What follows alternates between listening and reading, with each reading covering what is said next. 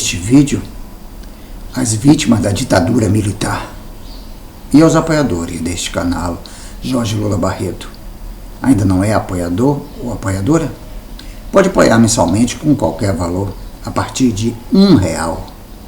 Basta clicar no link do Apoia-se aqui embaixo na descrição. É um financiamento coletivo, também chamado de crowdfunding. Deus lhe pague com muita saúde e paz. Durante o distante ano de 1968, eu cursava o 4º ano de engenharia na Escola de Engenharia Mauá. Fazia estágio à tarde numa empresa chamada Brasconsult, Engenharia de Projetos, e participava intensamente do movimento estudantil.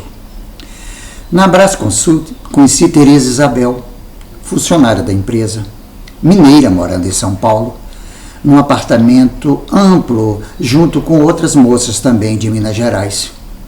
Era um apartamento com uma sala grande, propícia a festas e saraus literários e musicais.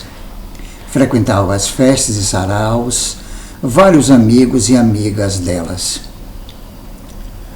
Pouco tempo depois, saí da Brasconsult. Tereza Isabel também saiu, mas nossa amizade continuou e os saraus e festas também. Isabel estudava letras na USP e foi trabalhar num cartório, onde conheceu a Lígia, que também trabalhava lá. Lígia cursava pedagogia na USP, morava com a família numa casa em Pinheiros e fizemos logo uma grande amizade. A época propiciava os debates entre todos os grupos e partidos e movimentos que lutavam contra a ditadura. Todos nós éramos influenciados e também influenciadores de colegas e amigos. Havia uma verdadeira disputa entre os partidos e movimentos para conseguir novos militantes que se engajassem naquela luta. PCB, PCdoB, AP, ALN, VPR, VAR Palmares, POC, POLOP e vários outros grupos.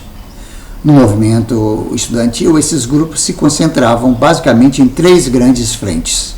Uma delas, com alguns líderes como Zé Disseu, reunia militantes da dissidência do PCB, além dos grupos que viriam a se articular com a ALN e outras organizações resultantes das inúmeras dissidências do PCB.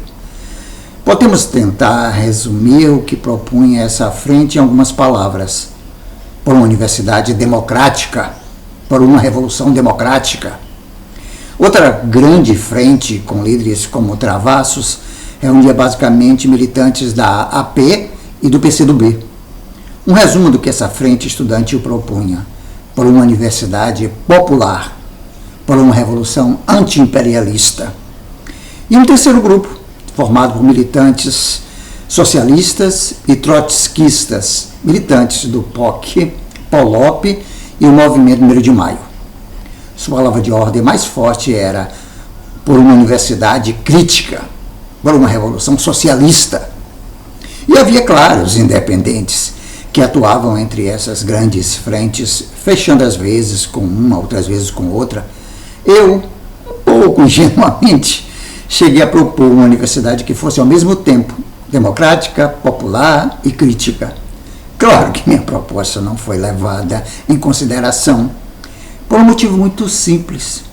Essas palavras, democrática, popular e crítica, resumiam concepções diferentes sobre o caráter que teria uma Revolução Brasileira naquela época. Se seria uma revolução democrática e burguesa, ou uma revolução de libertação nacional, ou uma revolução socialista. Mas havia uma causa comum entre todos esses grupos: era o comprometimento, engajamento e responsabilidade na luta contra a ditadura.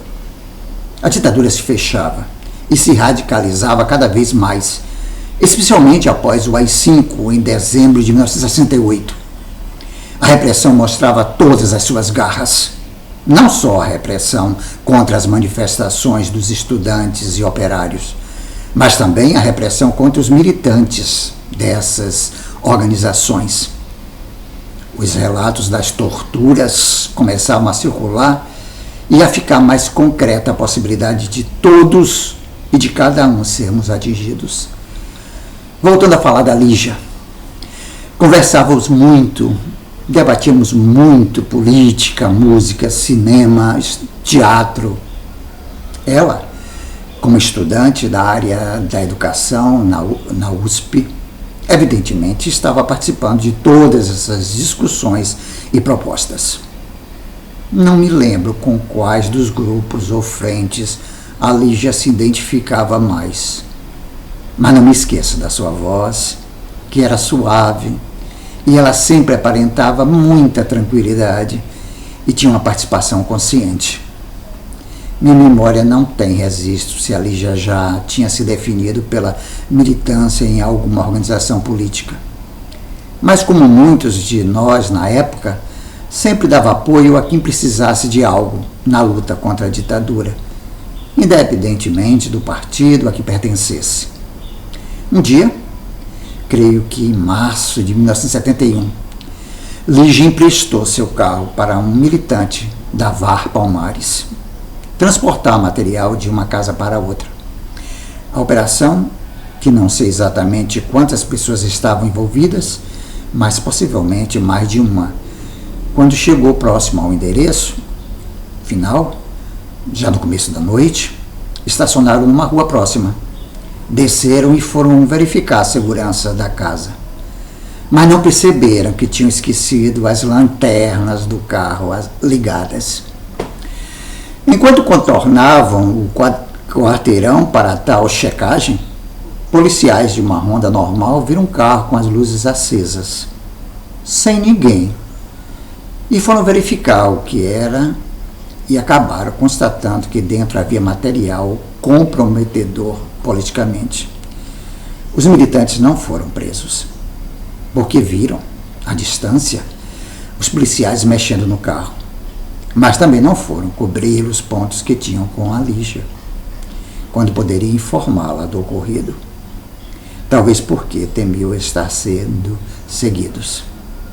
Ela, diante desses furos, sem saber o que estava acontecendo, lá pelas 10 horas da noite, resolveu ligar para sua casa para avisar a família de que se atrasaria um pouco. Quem atendeu foi seu pai, que fez o que qualquer pai faria.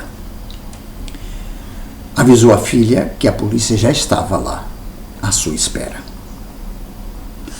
Soube posteriormente que a repressão ficou muito brava com esse pai por ter dado essa dica.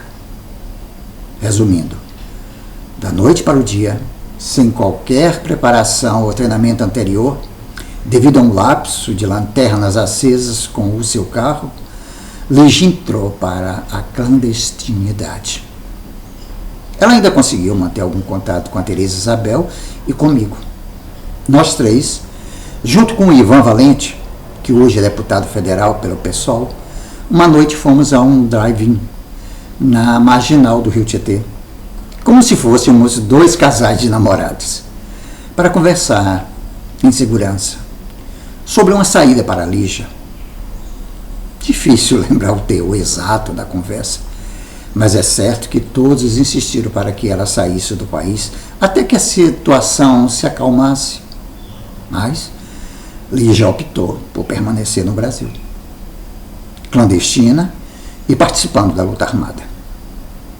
Poucos anos depois, no dia 26 de março de 1972, Lígia foi morta, juntamente com mais 3 companheiros, na chamada Chacina de Quintino, no Rio de Janeiro. Todos metralhados pela polícia política, com as mãos na cabeça e sem qualquer tipo de arma. Claro que a versão dada pela ditadura foi de confronto armado. Lígia estava grávida de 3 meses. Até hoje, não me conformo que aquela moça tão delicada e meiga pudesse morrer daquela forma. Não sei o que faria com o conhecimento que eu tenho hoje, mas é certo que insistiria muito mais para ela sair de circulação e não se engajar na luta armada. Uma luta que foi muito desigual no país. Um fortíssimo aparato formado pelas Forças Armadas, com a participação das polícias militares e civis e com a formação dos DOI-CODE e apoio dos grandes grupos empresariais da época. Pequenos grupos de guerrilheiros foram derrotados. Mesmo assim, o aparato repressivo não foi desmontado e passou a atacar os grupos políticos que não tinham aderido à luta armada, com a mesma violência de torturas, assassinatos e desaparecimento de opositores. É uma história que deveria envergonhar nossas Forças Armadas, mas não é disso que quero falar agora.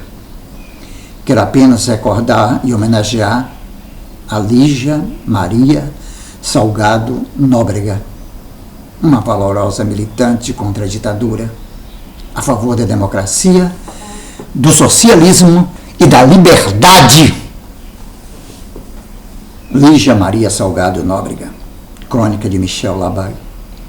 Para quem não sabe ainda, Michel Labaille é um engenheiro metalurgista formado na Escola de Engenharia Mauá, escritor, cronista, blogueiro, músico, cantor, compositor brasileiro. Nasceu no dia 3 de fevereiro de 1947, em São Carlos, São Paulo. Se você gostou desse vídeo, curta, compartilhe, comente, se inscreva neste canal Jorge Lula Barreto e ative o sininho para receber as notificações. 2 vídeos novos, curtos, todos os dias. Um pela manhã e outro à tarde. Uma live semanal todas as quintas-feiras, das 19 às 20 horas.